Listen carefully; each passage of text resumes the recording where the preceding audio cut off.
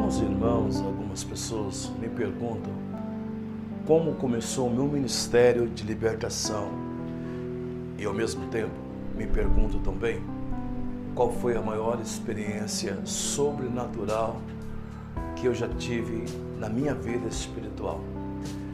Eu vou responder essas duas perguntas contando esta parte da minha biografia, de como começou.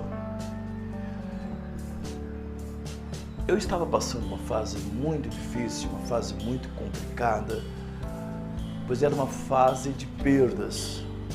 Eu tinha perdido a empresa, eu tinha perdido família e estava muito doente. Eu tive um tumor e por causa desse tumor eu fiquei 12 anos de muleta. Mas isso é uma outra história.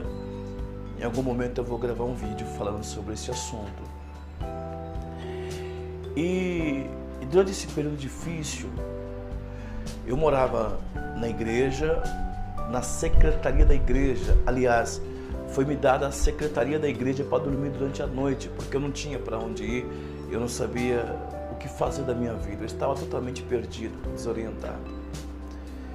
E eu lembro que foi neste momento que Deus teve um encontro comigo, e neste encontro Deus falou comigo que queria ter um particular comigo, um particular profundo, e me disse ainda: quantos dias tem a semana?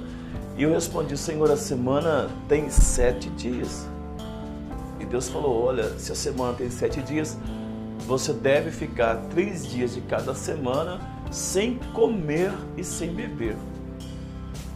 Eu já estava numa fase muito complicada e para mim esse desafio que Deus estava me dando era um desafio quase impossível. Mas mesmo assim eu decidi obedecer. Acredite, eu fiquei neste propósito durante quase um ano, mais ou menos 10 meses.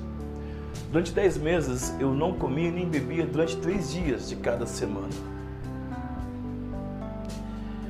Até que um dia eu já não estava mais dormindo na secretaria da igreja, eu já estava numa kitnet, morando numa kitnet, e eu lembro que eu estava numa comunhão muito profunda com Deus, e já fazia 4 dias que eu não comia nem bebia. Acredite, é verdade.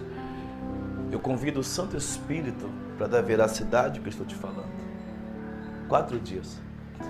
E quando fazia 4 dias que eu estava ali naquele propósito, em silêncio, sem falar com ninguém, jejum, orações, clamor, súplica. Eu lembro que já era tarde e entrou um homem no meu quarto, ali onde eu estava. E quando eu olhei para ele, ele não disse nada. E eu olhei de novo. Aí quando eu olhei de novo, eu percebi que não era um homem. Eu notei que aquela pessoa, na figura de um homem, era o Senhor Jesus que estava ali, transformado como um homem.